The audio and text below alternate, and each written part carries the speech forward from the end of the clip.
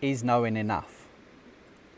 They say that knowledge is power, but knowledge on its own is no good. I'll give an example. I've read a lot of Joe Dispenza's work, for example, and there's a few people that do it, but being brought up in church and Christianity, I kind of saw quite a bit around faith healing and stuff like that, and the power of God and the divine and the faith healing. Joe Dispenza brings the science to that and how it works in the body, how it works in the system. And I know and I understand it and I can grasp it and I have the knowledge of it and I've seen the science and I've seen the studies. I do meditate, I do breath work, but do I practice it enough? No, I don't. So having the knowledge on its own without the discipline and the practice, or the practiced discipline, is making yourself do something, isn't it? So maybe I'll talk about that in a minute. But having the practice and the consistency with the practice to actually start to achieve it is a different thing. I have the knowledge and I have the understanding of how it works. I know what to do and I know how to do it. But if I'm not doing it, which I'm not doing it, then my finger is going to continue to hurt. You know? Whereas if I did apply the philosophy, the understanding, the practice of Joe Dispenza's work and lots of other people's work, then I know that I could self-heal my physical body. So the knowledge is there, the scientific application is there, the practice tools are there at my disposal, but I do not practice to the degree needed to be able to make those changes. Does that mean that that practice doesn't work? No, it doesn't. It just means that I'm not doing it. So I'm saying this because I get a lot of guys in the community that come up and say, oh, well, I've done meditation, I've done breath work, and you know, I've studied mental health and I've studied vagal nervous system regulation and stuff like that, but it doesn't work. And it's like, okay, what's your practice?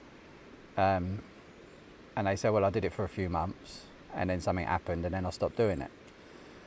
And it's like, well, this is, you need to, like, how did you feel when you were doing it? I felt okay, but I stopped doing it, so it doesn't work.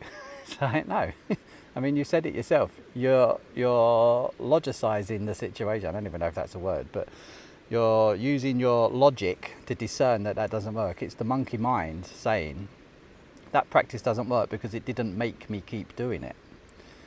Like, that's the thing with these practices. You've got to keep doing them. You can't just do, I'll say it in yoga, you can't just do like one yoga class a month and expect miraculous changes. It's the consistency of practice. Even if you do it, say like if you do it for 5 years but you only miss 1 week, you're still going to get the benefits. If you do it for 5 years but only do 1 week in that 5 years, you're not going to get the benefits, are you? It's the consistency. You can miss practices. Even if you miss like 6 months out of 5 years, you're going to get benefits, even if more than that. Like, and normally, from personal experience and from what feedback other guys have said to me, is, but from my personal experience, I do the practice, I start to feel good, and then I'm like, I'm all right. And then life takes over, the practice gets lost, and then my brain just fills up and goes crazy. And then it's like, what's missing? It's the practice. Let's return to the practice. Start to do it, you start to feel good. Because you feel good, it's like when, say use my finger as, I won't stick it up because it's my middle finger. So say my finger as an example. Like when that starts getting better, I'm going to forget about it and then I'm going to knock it and it's going to set it all up again, or I'm going to overstrain it because it's a bit of a tendon inflammation. And I'm going to overstrain it because it's starting to feel better and I'm going to grip really hard and tighten something and then it's going to hurt again because it was feeling better, it slips out of my awareness. The same with the practices, the meditation, the breath work. You start to feel better because you're doing it, and because you feel better, you start to slip out of the habit of doing it, and then stuff starts to go wrong, and then you wonder why you feel like crap, and then you're like, well, obviously the meditation's not working because I tried that and I still feel like crap now, but I haven't done it for 3 months, but I still feel like crap. So it's like, okay, I'm feeling like crap again. What do I need to do? I need to get back to that practice that made me feel better. You know, it's that simple. Consistency of practice is the thing. These processes and these practices, like meditation and breathwork, is not just woo-woo, weirdo, ancient culture stuff anymore. This is proper scientifically studied nervous system regulation. Like, you to get out of your dorsal vagal system and up into your ventral vagal system to activate sympathetic nervous system responses to get yourself from this slumped, I haven't got any energy to do anything, to this, oh, actually, I feel quite good and I'm ready for action now. Or if you're hyper stuck in the head, ADHDers of the world, stuck in the head, analysing everything, breath work will bring you back down into the body. That's the point. It's the point of it. There's lots of scientific methods and tools, but they're essentially the same as the ancient techniques described. Okay? And the brain, the thing with getting stuck in the head is that the brain's not supposed to have to handle everything. We've been brought up in education that the brain, think before you speak, think before you act, think before you talk. But it's not the case. The brain's not supposed to be that loaded. It's not supposed to be responsible for everything that happens in our life. Just think about the only part of the brain that's exposed is the eyes, a certain part of the eye. That's the only part of the brain that's exposed. That's the only sensory input that goes straight to the brain to deal with the brain. Everything else comes through the body. Everything else moves through the body up into the brain. Yet we're so disconnected from the body. The brain has to do all the work, and the more the brain's doing the work, it distrusts the body. So it doesn't listen to the signals coming from the body up to the brain.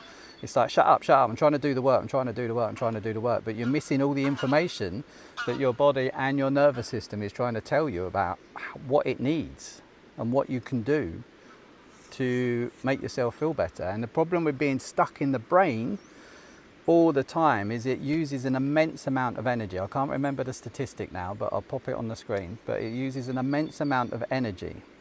So if you're always stuck in the head and you're always wondering why you're fatigued or tired, it's because your brain's taking up so much bloody energy. These practices get us out of the head. They drop us down into the body. We start to regulate the nervous system. Whether we need to up, whether we need to down, we can do it through regulatory practices. Okay, there's lots of different modalities that we can do, which I will talk about another day. So just bear that in mind. Next time you kind of go to somebody and say, oh yeah, I've tried that, but it didn't work. How long did you do it? Did you keep returning to the practice each time that you slipped off? It's like, how many times did you return? Did you keep returning to the practice? Is that something that you do, or do you just fall off the practice and go, oh, that didn't work? Now, when I was, trying to ease off the drink, I would have good weeks and I would have bad weeks. When I was trying to give up weed, I would have good weeks, I would have bad weeks. But it doesn't mean that I stopped. I just thought, I'll roll with it and then I'll come back to it when I'm ready.